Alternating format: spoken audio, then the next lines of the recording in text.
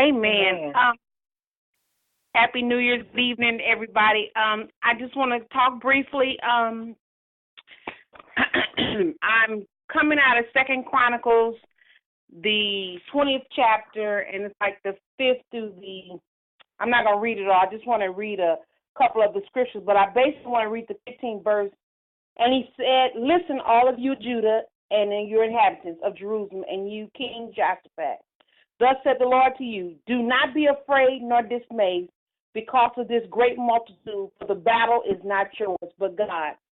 And I guess it means I want to talk about the battle. And we all know we all have our own battles that we're going through.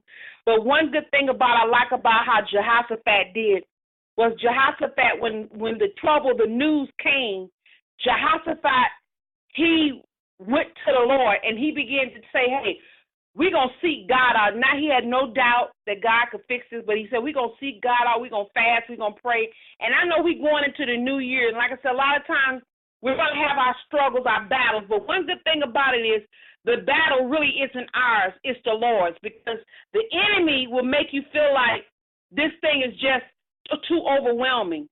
But God is saying, acknowledge me because I'm going to fight this battle for you. Too many times we try to fight battles that's not for us to fight. If anything, we have to go to God and say, okay, God, you see the situation, so that God can assure us that don't worry about it, because this battle that the enemy's throwing at you, it's not yours, it's mine. I'm going to fight it for you.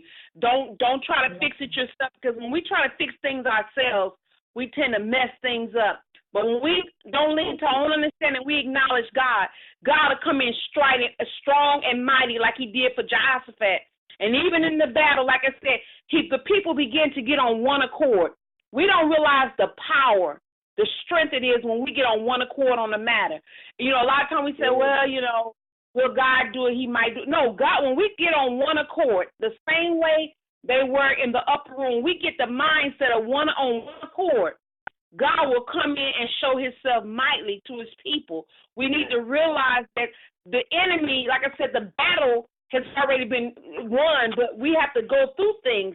But God wants to see that I'll never leave you nor forsake you. I have your back. And I guess in this year that's coming, we're going to have the mindset of getting before God, praying and fasting, that God can come in and break yokes, that God can come in and deliver, that we'll be sensitive to his leading, and he tells us to go right, we'll go right. Tell us however God tells us.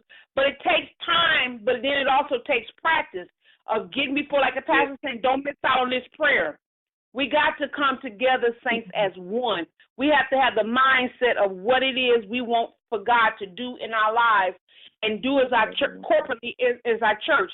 We all know we want to get a building, but the thing about it is realizing we have to have the mindset to seek God in all things, to know that he'll bring us out. And one thing he told Jehoshaphat, don't worry about it. The enemy always try to overwhelm us with stuff.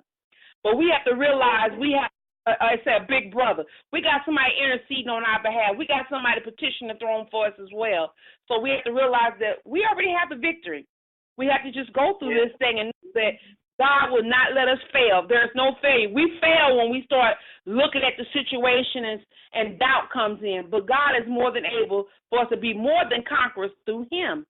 Not in ourselves, but through him. So I just wanted to bring out tonight that the battles are going to come in the following time. But one thing we have to realize is this ain't my battle. God, this is your battle, because I can't fix nothing.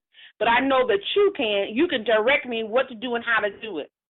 So, amen, I just want to bring out tonight about that we have the victory, and the battle is not ours. The battle is the Lord's.